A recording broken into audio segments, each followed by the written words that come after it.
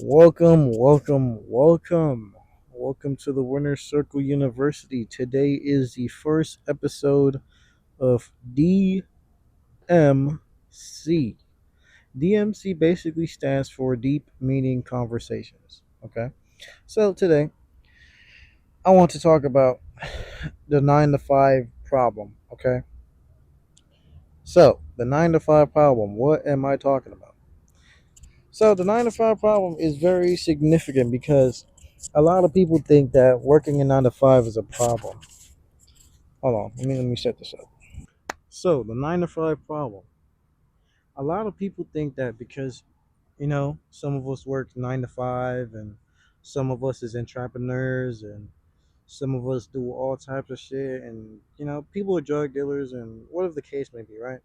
The thing is, not because someone works a 9 to 5, that doesn't mean they're poor, or they're never going to be successful, or whatever the case may be. In my opinion, working a 9 to 5 is a great way to start.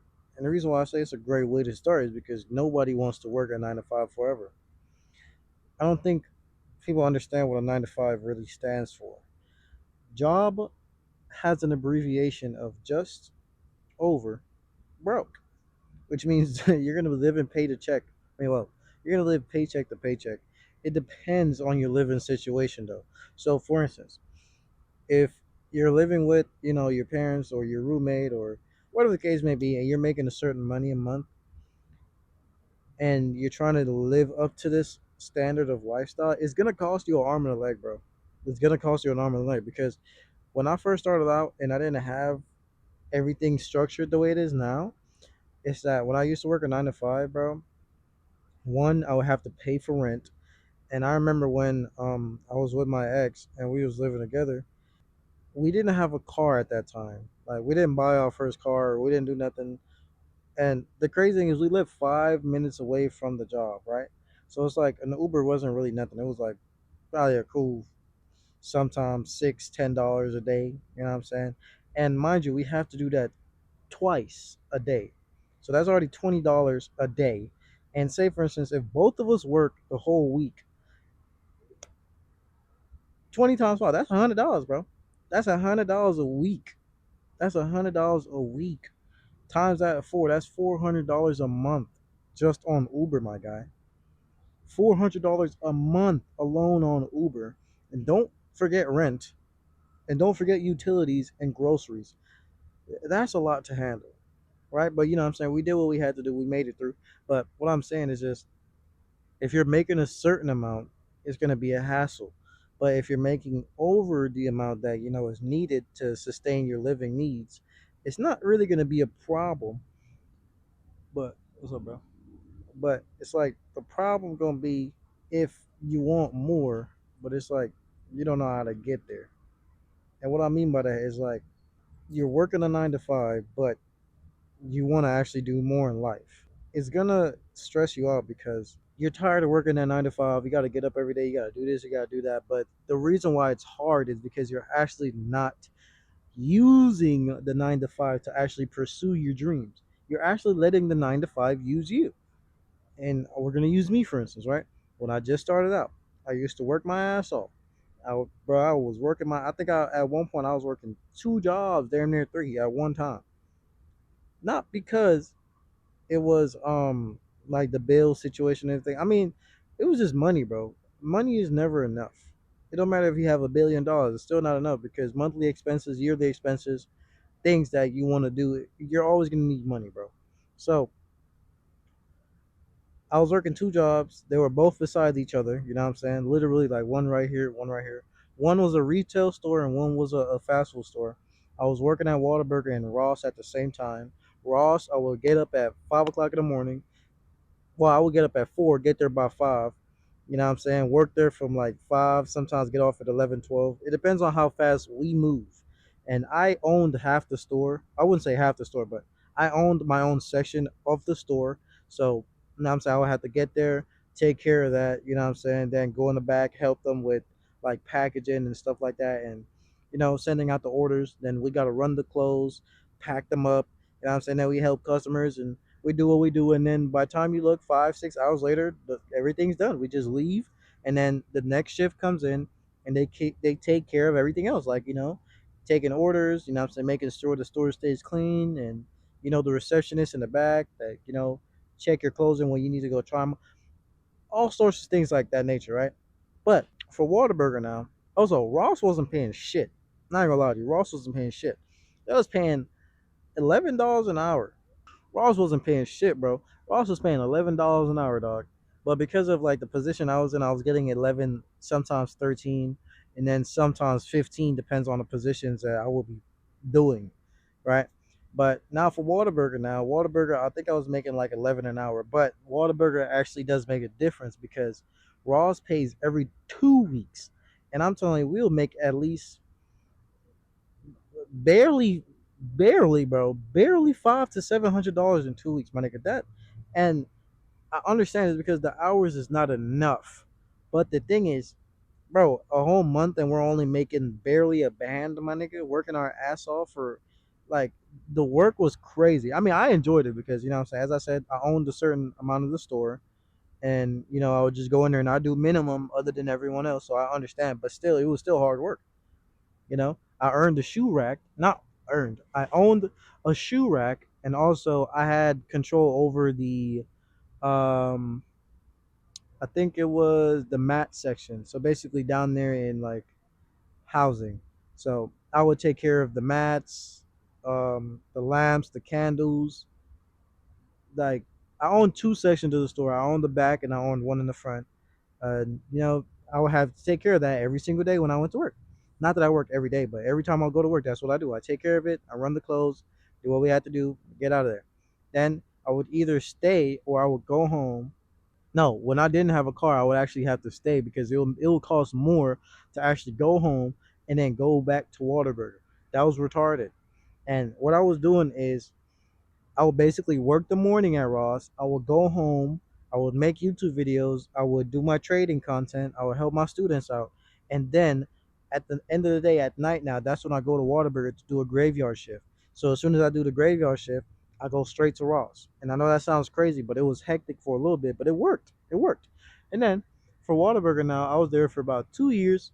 My first year, I was just a regular worker. And then my second year, I actually became a team leader, unsupervised team leader, as in I had all the perks, I had everything except for the actual team leader attire. I mean, my button said team leader, but I wasn't really a real team leader. It's just I was in that position. I was getting paid like I was, and I had contacts with everybody. Like, I could call up the person who actually owns the store anytime I need. His bald headed ass name was John.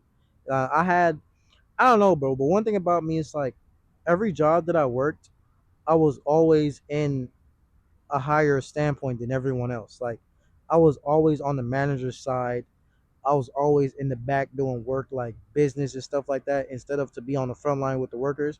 I mean, I still do, but I'm saying, say for instance, the mindset of working. It's like my mind was set on business, but my body was doing the mundane work, if that makes sense.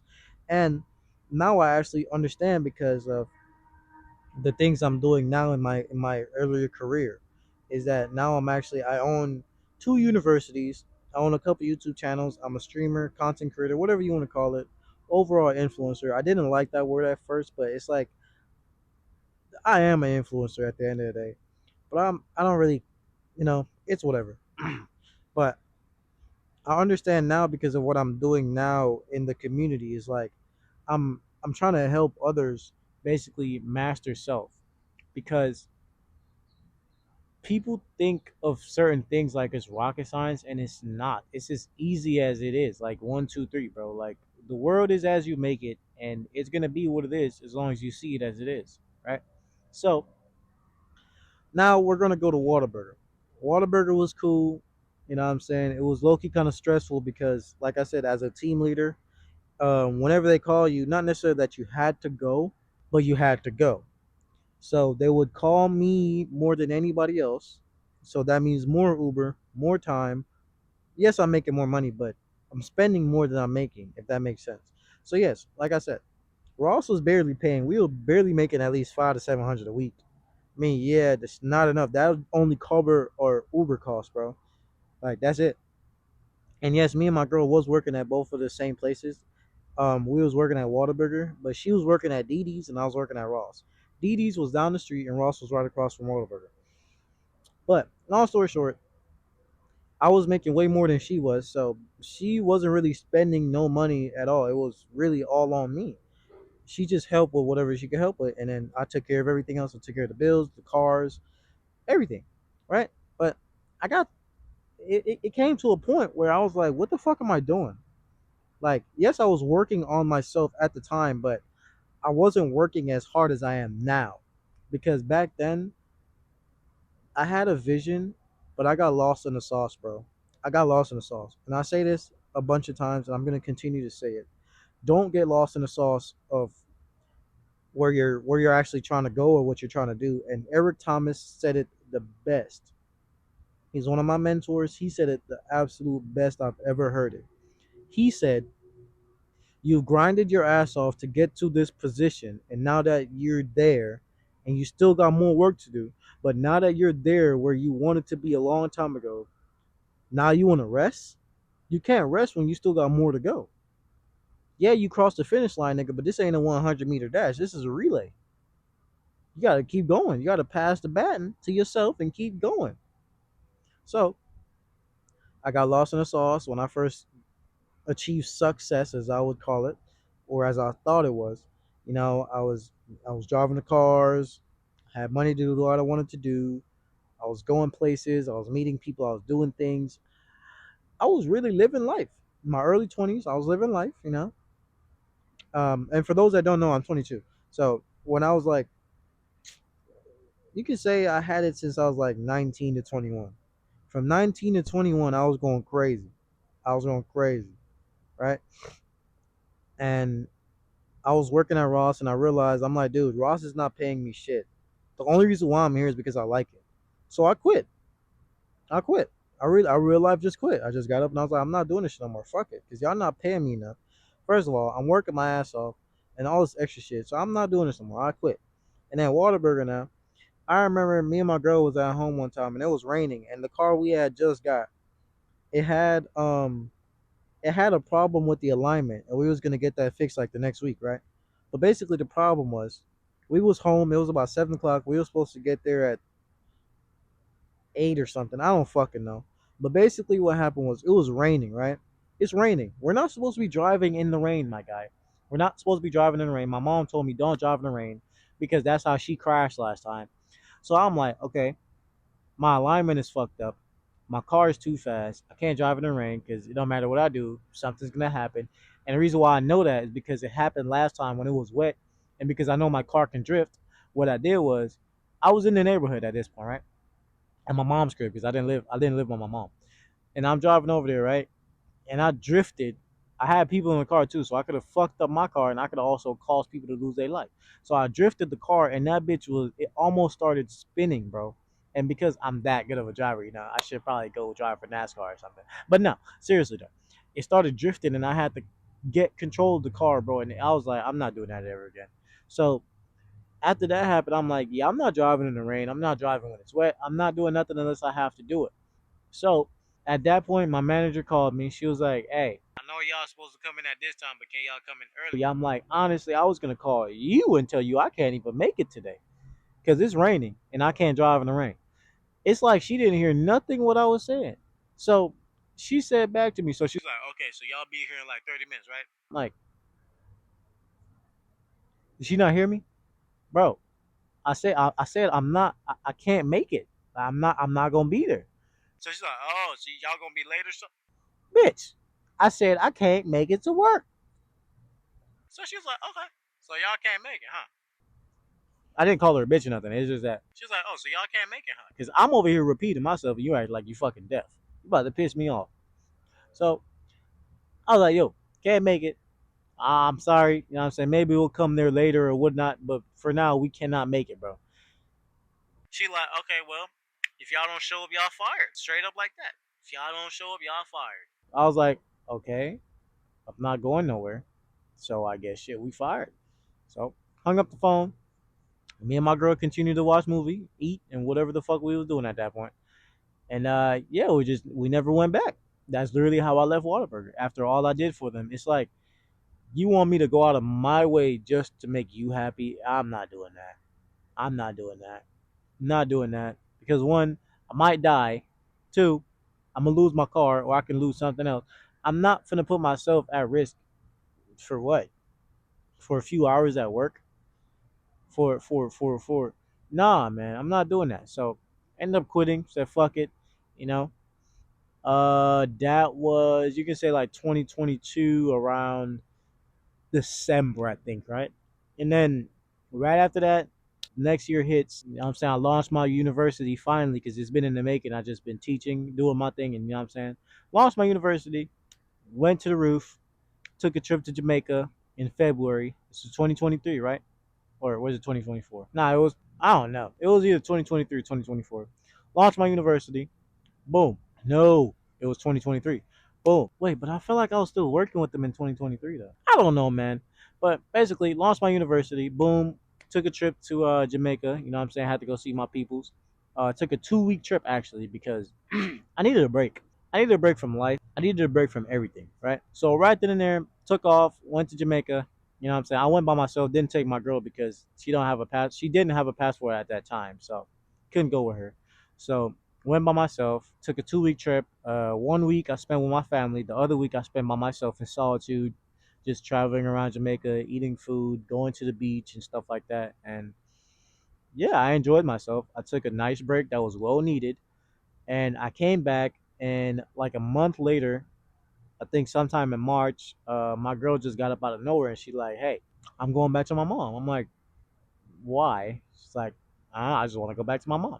So me being the person I am, I'm not gonna hold your hand or stop you from doing what you want to do that you think is the best thing for you to do. I'm actually encourage you to do that shit. I know it sounds crazy, but she said she want to go back to her mom, so I was like, "Okay, cool, go. I'm not gonna stop you." She looked at me like I was crazy. I'm like, "What? You want to go back to your mom? Go." Go.